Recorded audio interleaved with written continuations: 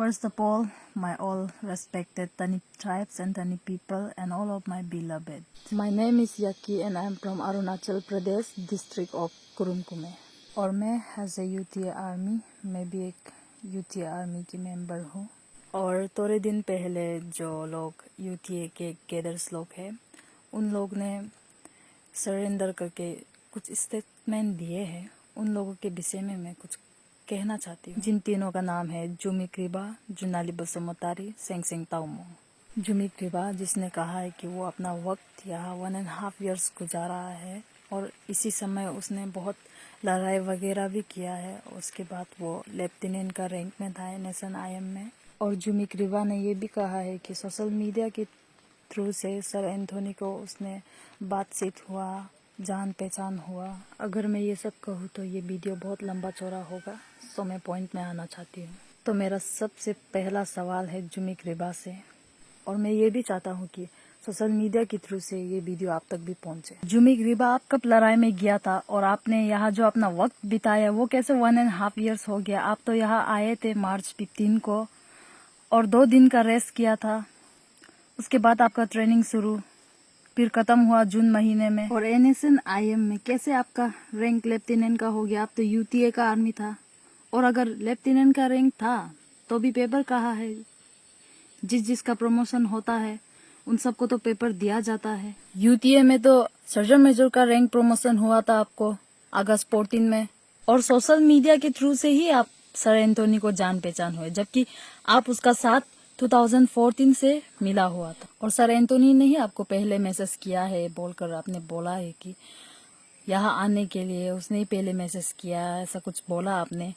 तो आपका जो वॉइस मेल था जो आपने सर को भेजा था वो क्या था? अब प्लीज, अब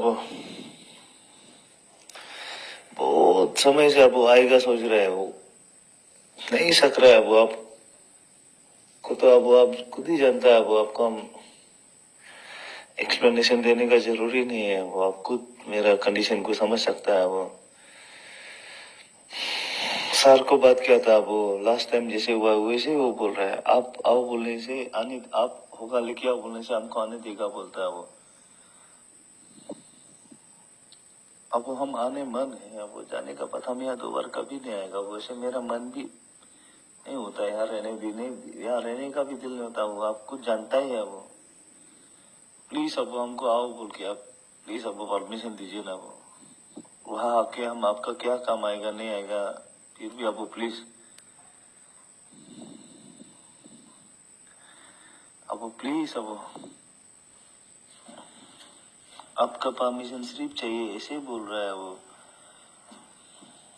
अब मना करेगा लास्ट टाइम का जैसे। अब हम जगह तक पहुंच के भी नहीं आ सकते ऐसे होके। अब वो प्लीज हमको आने का परमिशन दीजिए वो, प्लीज। अब और अब हमको पसंद नहीं है तो हो जाएगा। अब देखने मन नहीं होता है तो हो जाएगा, लेकिन भी अब हम सब कुछ अब वो सेक्रीफाइस करके आएगा सोच के आपको बोल रहा है। वो हम आ गया तो अब वापस यहाँ कभी नहीं आएगा। अब हम वो सोच के आपको बोल रहा है वो। अब प्लीज हमको एक मौका दीजिए ना। वो कुछ तो करेगा ना हम भी। अब अभी मत बोलना कि ये वॉइस मेल आपका नहीं है। सर एंथोनी को तो आप अबो अबो बोलकर पुकारते थे। और सुनो, कौन था रिक्वेस्ट करने वाला यहाँ आने के लिए? मार्च से लेकर अगस्त तक तो आप कैंप में ही थे। फिर अगस्त के लास्ट दिन में कैंप से भाग गए।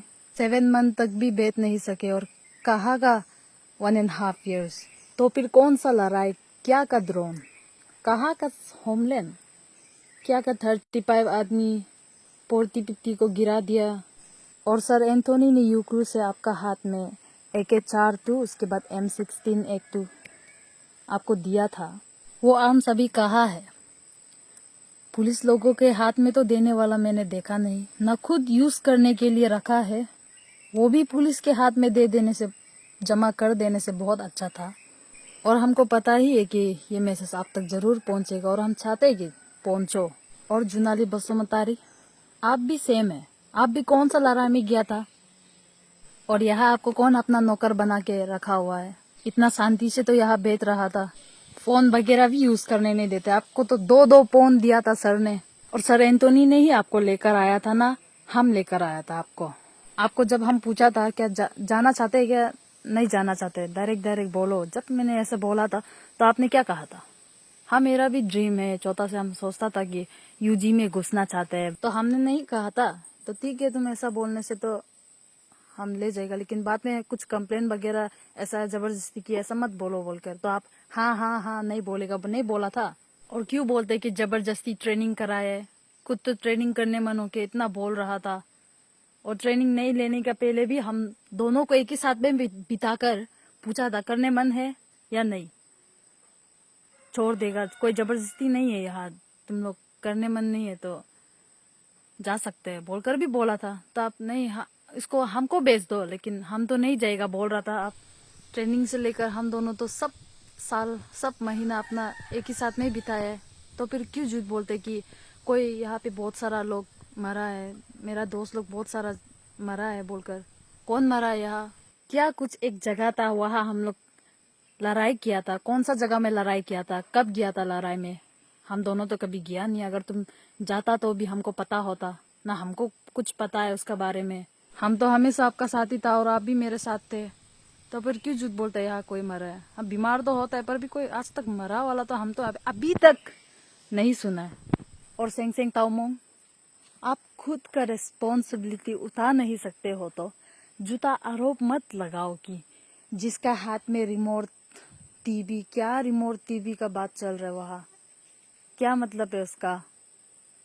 खुद का रिस्पॉन्सिबिलिटी उठा नहीं सकते आप तीनों, और तीनों का तीनों इतना झूठ फैला रहा है, मतलब पब्लिक को सुनाने के लिए, खुद को अच्छा खुद बचने के लिए जो कर रहे हैं ना, जो जूता से हो रहा है वो जूता से नहीं होगा। झूठ मत बोलो, जो सच सच है सब बोलो। और यहाँ कोई किसी को अपना नौकर बना के रखा नहीं है। और जुमिक रिबा आपने बोला है कि सर एंटोनी तो मुसलमान है, असम का है, तो आप उसको क्यों अपील कर रहे हो कि वो अरुणाचल आए, सरेंडर करे?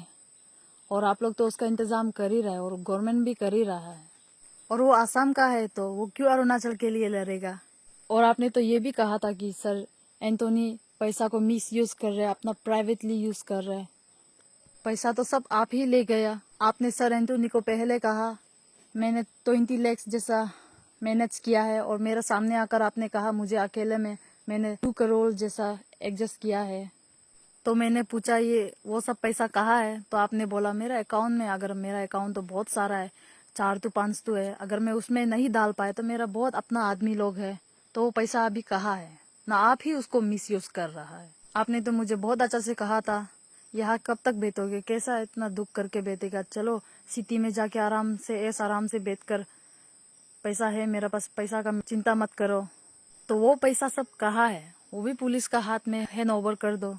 और न्यूज में तो बोल दिया कि सर एंटोनी अकेला है, वहाँ कोई भी नहीं है, तो हम कौन है? हम अकेला नहीं है, मेरा जैसा और भी है, वो लोग कौन है? नॉर्थ ईस्ट के जितने लोग हैं हम सब एक ही फैमिली है, हम सब भाई भैया है। और उसी तरह नॉर्थ ईस्ट का सबसे पहला सबसे फर्स्ट अपना राइट, अपना जमीन के लिए लड़ने वाला नागा था, और आज तक लड़ रहा है और लड़ते ही रहेगा। और भाई भैया का नाते एनएसएन लोग, हम तनी लोगों का, चाहे आदमी 2 हो या फिर 100 हो या फिर 1000, हम लोगों को वो लोग हेल्प कर रहा है। खाने पीने का हो या आर्म्स एमोनिशन हो या ट्रेनिंग हो, ये सब हम लोगों को एनएसएन लोग हेल्प कर रहा है। हम तनी लोगों को अपना भाई भैया मानकर, अपना भाई भैया का नाते उन लोग हम लोगों को हेल्प कर रहा है। और आप तीनों क्यों एनएसएन का नाम को बदनाम कर रहा है? क्या आप तीनों को शर्म नहीं लगता है ये सब बोलते हुए? ना हम लोगों का जो तनी और नागा का रिलेशन है उसको तुताना चाहते हो क्या?